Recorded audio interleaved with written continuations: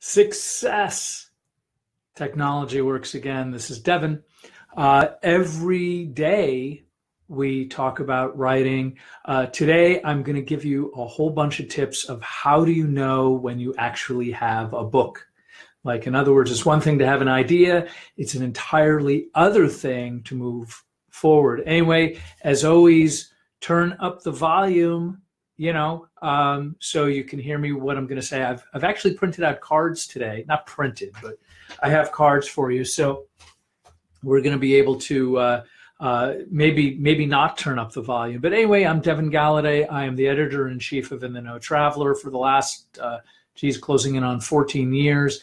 I have a MFA in creative nonfiction, as well as my book, 10,000 Miles with My Dead Father's Ashes, is going to be coming out in the near soon. But we're going to be jumping into how do you know? Or when do you know? The important thing is that at some point you're going to be writing your book. Like, if you've been following, whether you're a new writer or a polished, finished writer, there's a point where you kind of have to decide, am I going to invest all of my time and energy into a book-length project, whether it be short stories, novel, fiction, fiction or nonfiction, and I'm usually thinking more along the lines of memoir rather than, let's say, a how-to book as an example. I think that there's a different set of principles, but I'm going to be talking about that sort of like more of a creative kind of thing, not to take away anything from people who are writing how-to books or self-help or anything like that. It's just there's a different dynamic, in terms of what it is that you're trying to create and how you're going to present it. The first tip that I ever got on sort of how do you know is I was actually in a fiction workshop, and the professor at the time had said to me, if you are not writing a short story and it's not one of the 5 most important days of that person's life, then you should consider not writing that story. Because if it's not important to the character, then it's probably not going to be important to the reader. And that's important. Like, we can get all philosophical about this, but there's a certain point where a reader is going to be saying to themselves, well, why am I reading this book? Why am I reading this short story? And if they don't care, it doesn't matter how great the end is.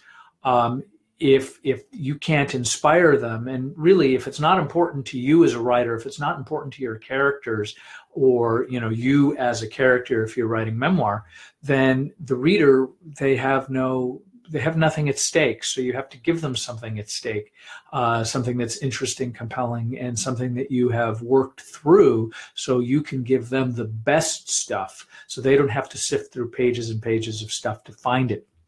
But that said, how do you know? So, well, that's a good start. You have, maybe you're talking about maybe your most important day. That might be very compelling. But I've given you a couple others that might be a good way to go in terms of deciding for yourself. I have a number of friends who are writing memoir, and this is, by the way, just before I even get into the list, let me just say that I started by writing a short story about my father that I think I might have initially claimed was fiction, mostly because one of the things you will find out if you are writing a memoir is that you have to claim the whole thing. Like, you have to claim whatever it is that you're writing. Like, that's you that's on the page, and it's your family, and it's your story, and it may be your first wife, or it may be whatever. But ultimately, whatever it is that you're going to say is going to reflect on you, and you have to claim every single bit of it. So when I first wrote this story, it was a raw story. It was intense, and it was something that at the time I don't think I had told anybody about. So I think I might have labeled it for the teacher as fiction. And I think very shortly thereafter, I went back and claimed it and said, no, this is a true story. And it eventually got published, and I think it was an important story for me to tell. And so these are just some things that you have to probably come to the conclusion of. You have to be able to claim this stuff. So perhaps the most important thing, or if we're going to start, I have a list. I have a list just for you. The first one is make sure that you have compelling characters. In other words, if you're writing about yourself, make sure that you have done or will do something interesting that will inspire the reader to turn to the next page. And more importantly, if you are selling that page or that book or that short story, that either an editor or a publisher or an agent is going to be turned on by that. So make sure that that's a place to start. If you are obviously going to be telling a story, make sure that it is something that is unusual. Can you sell and can you write a book about sort of like very common things, things that may have been written about dozens, if not hundreds, if not thousands of times?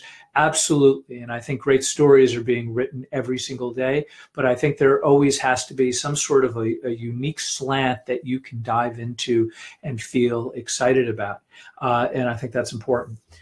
This for me was actually a real big one. Universal themes. I think that for me to have finished my book, it had to have something bigger than, like as an example, I write about the relationship between my father and I.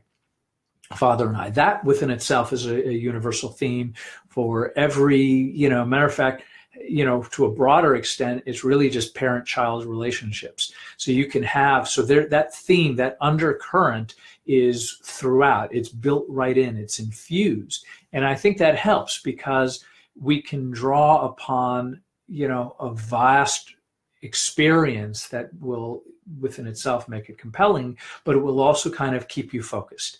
Meaning that if I'm writing about the universal theme of my father and myself, I'm probably not going to break into a side note on stock car racing and talk about that for 20 pages because it doesn't have anything to do with my theme, which is sort of where I'm going to next with this. And these may all be the same thing depending on who you talk to. I broke them up anyway because it makes sense to me. So in other words, the story arc or the through line, I tend to call it a through line. In other words, as an example, I wrote like 15 different, it's actually way more than that, maybe more like 27 or 30 like individual stories that all have this common universal theme, but also have sort of like a through line. In other words, yes, there was the father and son, but the through line is that there is an adventure. And the adventure is sort of like the story of, why am I going on this adventure, moving towards the adventure itself, and then the culmination of all the things that had happened. And how it works in sort of like this complete story. So having the through line for me sort of allowed me to plot out all of the pieces in the story. And I quite literally did that with index cards.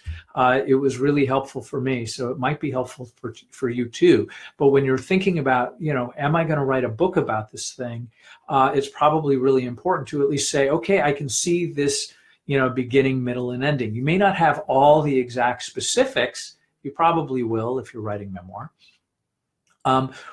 But if you're writing fiction, you probably want to have at least these kind of basic ideas in your mind so that when you start writing, you can be writing towards a particular idea. I mean, and by the way, there's a whole literary notion that really you don't even know what the ending is, and that's fine too. I'm just saying that if you were deciding on what that book is, this is one of the ways to choose. This is how I chose. Like at some point when I had the storyline, when I had that piece together, I knew that I could write this. I knew that I could write the book. It was going to be a lot of work, but I knew that I could do it. The other thing is that you have to feel it. Like you can have these other things, but if you are not in love, i.e. that you don't have inspiration, really important. The inspiration basically means is another way of saying that I'm willing to sit down. In other words, there are some days that I sat down, I didn't have inspiration per se for whatever the next chapter was or whatever the next story I was going to tell was, but I had to have inspiration of this is a story about my father and I that needed to be told. So I sat down and wrote it, even though there were components of the story that was like, oh, I don't want to have to write about that. That's hard. So have a certain measure of inspiration. Finally, is that you may come away, like you may sit down day one and say, I have an entire concept that I want to write down, and, from beginning to end, and I'm done. And that's terrific. But I think the willingness to explore is really key, because it would be one thing to say, I had issues with my father. Fine. Like probably every person who has a father has issues with their father, right? Okay, so this is not brilliant, but there's other and deeper layers.